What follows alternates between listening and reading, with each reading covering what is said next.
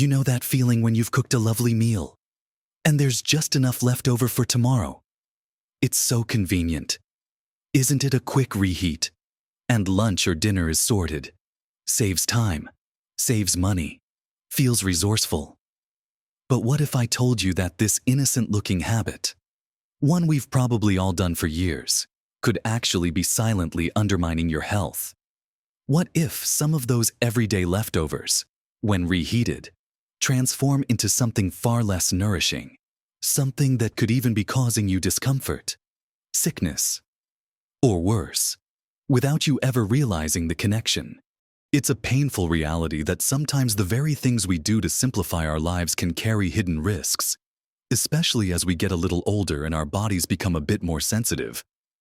We might brush off a sudden stomach ache, a feeling of sluggishness, or that unexplained queasy feeling as just getting older, or something I ate, without ever pinpointing the real culprit. The secret isn't in avoiding leftovers entirely, but in understanding which foods become problematic when they go through a second round of heat, and why. In this video, we're going to dive deep into 5 common foods that, when reheated, can sadly turn from healthful meals into potential sources of trouble, silently poisoning your body. It's vital information that could make a real difference to how you feel every day. So, grab a cup of tea, get comfortable, and watch to the very end for something that might truly surprise you and change the way you think about your next meal. Let's jump right into our first food. And it's one that often surprises people because it's such a staple in so many households: rice. Whether it's part of your favorite stir-fry, a side dish for a curry, or the base for a comforting pilaf, rice is incredibly versatile. But here's the crucial part. Cooked rice can be a breeding ground for something called Bacillus cereus, a type of bacteria that produces toxins. Now, these aren't just any bacteria. They have a clever trick up their sleeve. Their spores can actually survive the cooking process.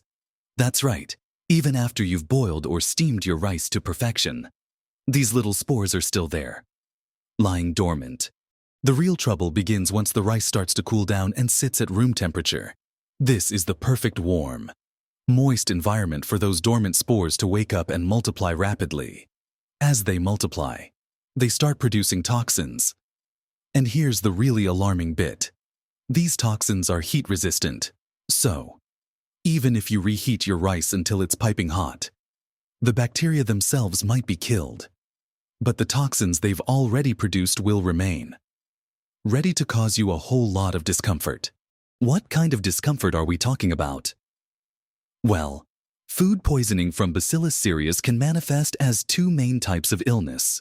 One causes vomiting, usually within a few hours of eating the contaminated rice. The other type leads to diarrhea, often appearing a bit later, typically 8 to 16 hours after consumption. Neither is pleasant. And for anyone over 60 who might have a more delicate digestive system or a slightly less robust immune response, these episodes can be far more debilitating, leading to dehydration, weakness, and a general feeling of misery that can linger for days. So, how do we avoid this hidden danger? The key isn't to stop eating rice altogether. It's about proper handling and storage. First, try to cook only the amount of rice you genuinely need for a meal. If you do have leftovers, the absolute most critical step is to cool it down as quickly as possible. We're talking within an hour of cooking. Don't leave that pot of rice sitting on the hob or the kitchen counter to cool naturally for hours. The best way to cool it rapidly is to spread it out on a shallow tray or plate. This maximizes the surface area, allowing the heat to escape quickly.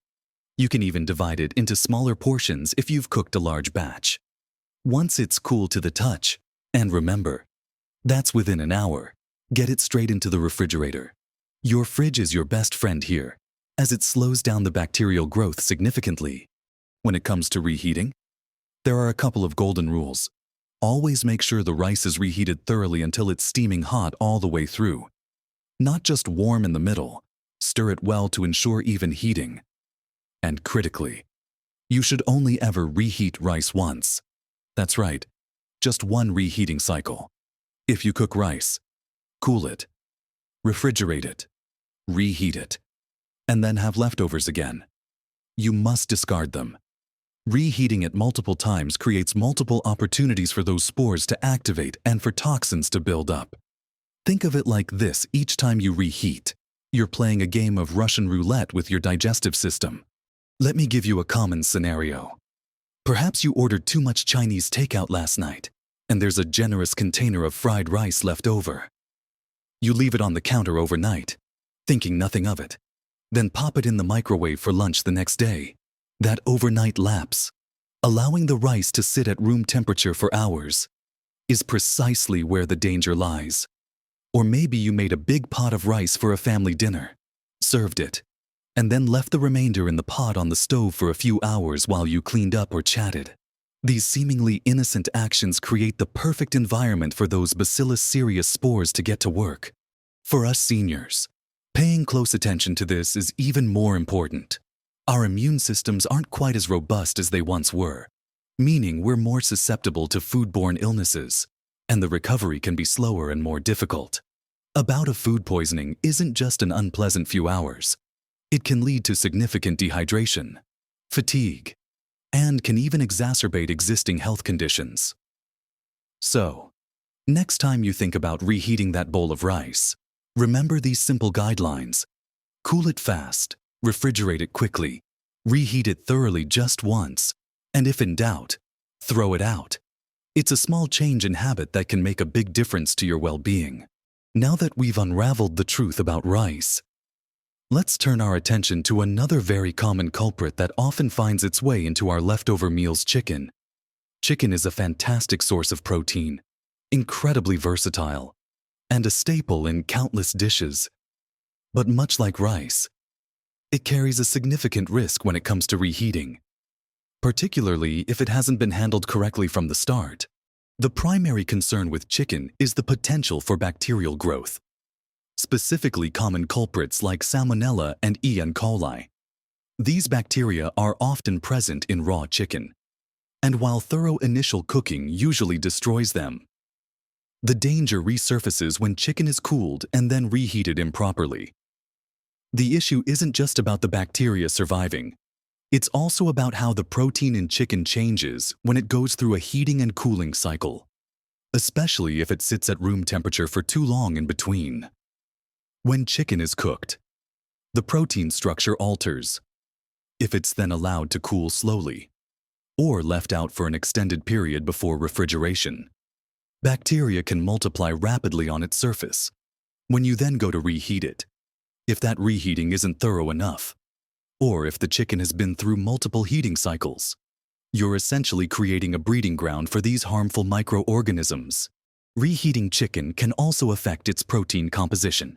The protein in chicken is very dense, and repeated heating can cause it to break down and become harder for your digestive system to process. This can lead to stomach upset, indigestion, and general discomfort, even if no direct bacterial contamination occurs. For us, as we get older, our digestive systems can become less efficient at breaking down complex proteins. So, that perfectly safe-looking piece of reheated chicken could still leave you feeling a bit off, simply because your body has to work harder to digest it. The symptoms of food poisoning from chicken can include nausea, vomiting, diarrhea, abdominal cramps, and even a fever. These are far more severe than just a general feeling of indigestion. To safeguard against this, the rules for chicken are similar to rice, but with an added emphasis on temperature. Always ensure your chicken is cooked thoroughly the first time around.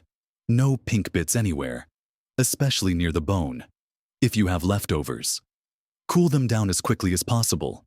Don't leave a whole roasted chicken on the counter for hours. Slice it up into smaller pieces, or shred it, and spread it out on a plate to cool rapidly within the hour. Once cool, get it into the fridge promptly.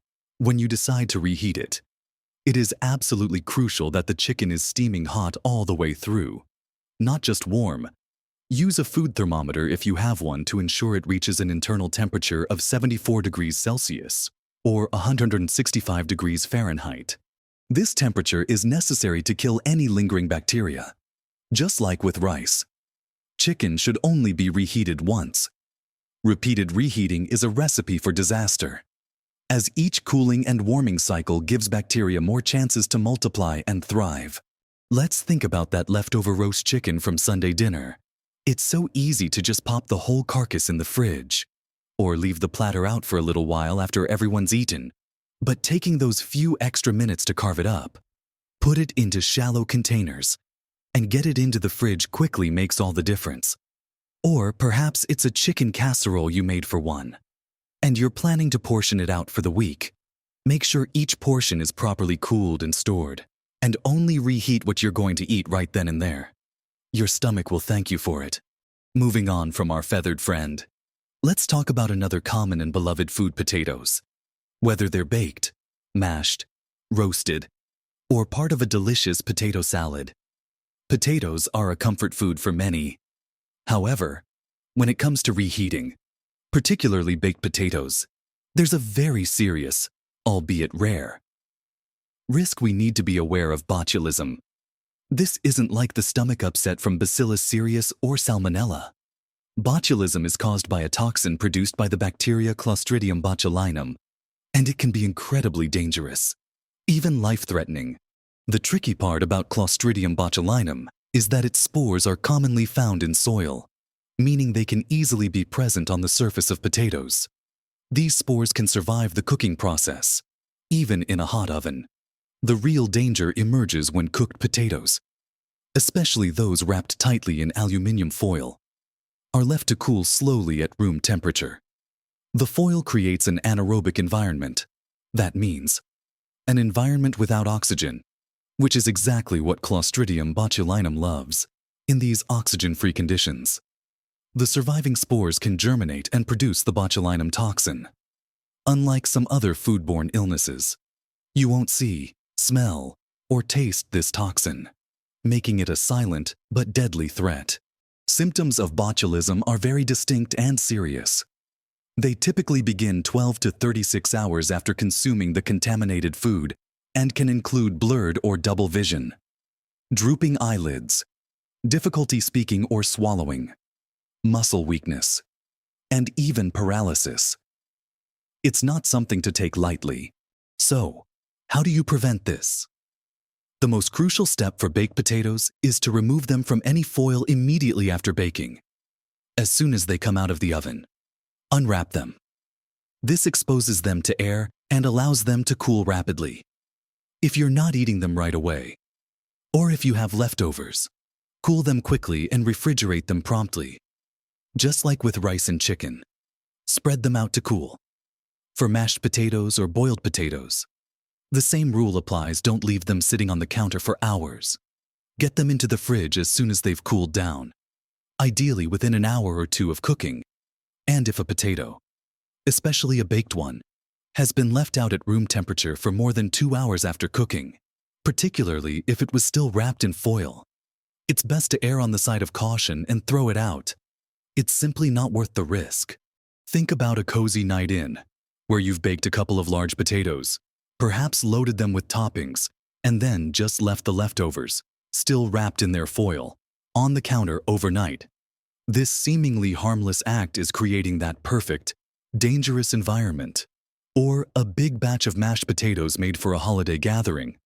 If that large pot is left to slowly cool on the stovetop for several hours, the conditions for bacterial growth are ideal. Taking a moment to cool these foods down quickly and getting them into the fridge can prevent a serious health scare. It's about being mindful and making small, informed adjustments to how we handle our food, ensuring our comfort and safety.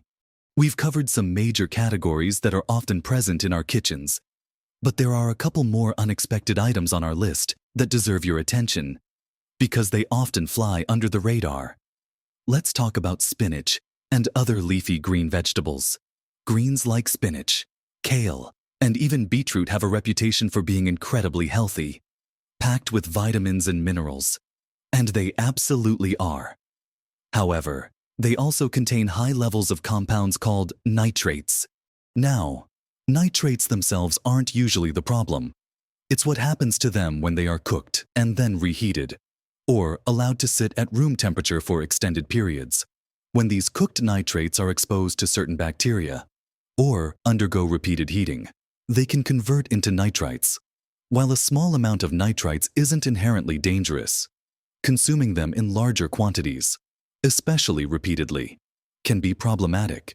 The concern is that nitrites can react with other compounds in your body to form nitrosamines, which have been linked to potential health issues over time, particularly for some digestive system cancers. While the immediate poisoning effect might not be as dramatic as with bacteria, the cumulative effect is what we need to be mindful of. For infants, even small amounts of nitrites can be very dangerous, affecting their blood's ability to carry oxygen. For adults, the risk is more long-term and cumulative, but it's still a risk worth avoiding. So, what's the best approach with spinach and other leafy greens? Ideally, cook only what you plan to eat in one sitting. If you do have leftovers, it's generally best to avoid reheating dishes that contain a large amount of cooked greens. For example, if you've made a large spinach gratin or a stew with a significant quantity of cooked kale, it's safer to consume it fresh or, if you must store it, to enjoy it cold the next day. If suitable for the dish, the repeated heating process seems to be the main trigger for that nitrate to nitrite conversion. So, the next time you're thinking of reheating that creamy spinach dish from last night, consider whether it's truly worth the potential, albeit subtle, long-term risk. It's a good practice to prepare these greens fresh whenever possible. Finally, let's turn our attention to mushrooms. Mushrooms are fantastic, rich in antioxidants, B vitamins, and they add a wonderful earthy flavor to so many meals. But when it comes to reheating, they can be a bit sensitive, mainly because of their protein structure and the enzymes they contain. Just like chicken, the proteins in mushrooms can change when reheated, while not necessarily producing toxins like some bacteria. This alteration can make them harder for your stomach to digest, leading to discomfort. Often, people report experiencing indigestion, stomach cramps, gas, or general upset after consuming reheated mushrooms.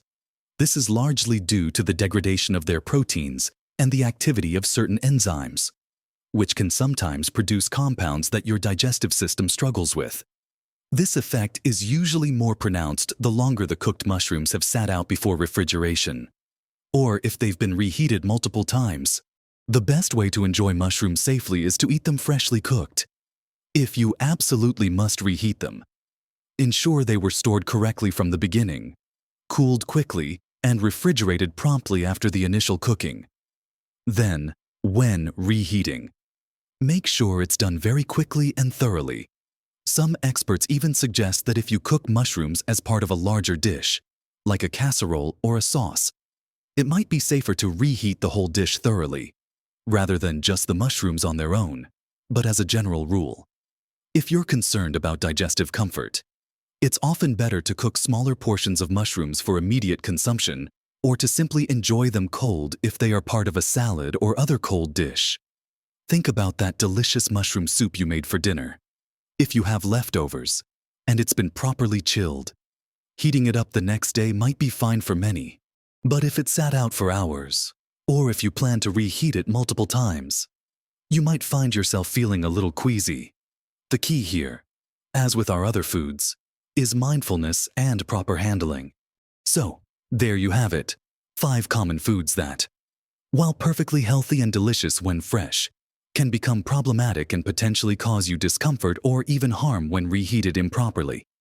We've talked about rice and the sneaky Bacillus cereus toxins that can survive cooking, the bacterial risks and protein changes in chicken, the serious danger of botulism from improperly stored potatoes, the nitrate conversion in spinach and leafy greens, and the digestive distress caused by reheated mushrooms. The good news is that preventing these issues isn't complicated.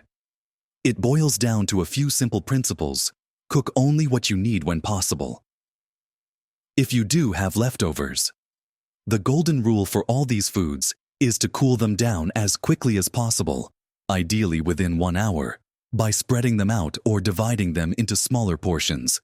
Then, get them into the refrigerator promptly, And when you do reheat, make sure it's steaming hot all the way through, and only ever reheat them once, if in doubt. When it comes to food safety, it's always better to play it safe and throw it out. Remember, small changes in your kitchen habits can make a colossal difference to your health, your comfort, and your overall happiness. You don't need to overhaul your entire diet or stop enjoying your favorite foods. It's just about being a little more aware, a little more intentional with how you handle those precious leftovers. Your well-being is worth that extra bit of care. We'd love to hear from you. Have you ever experienced discomfort after eating reheated food? And now you're wondering if one of these culprits was to blame? Share your thoughts and experiences in the comments below. Your insights could help someone else in our wonderful community. If you found this video helpful and informative, please give it a thumbs up. It really helps us reach more people just like you. And don't forget to subscribe to our channel for more practical tips and advice designed to help you live your best, most vibrant life. Thank you for watching. And remember, with a little knowledge and care, you can truly live your best life at every age.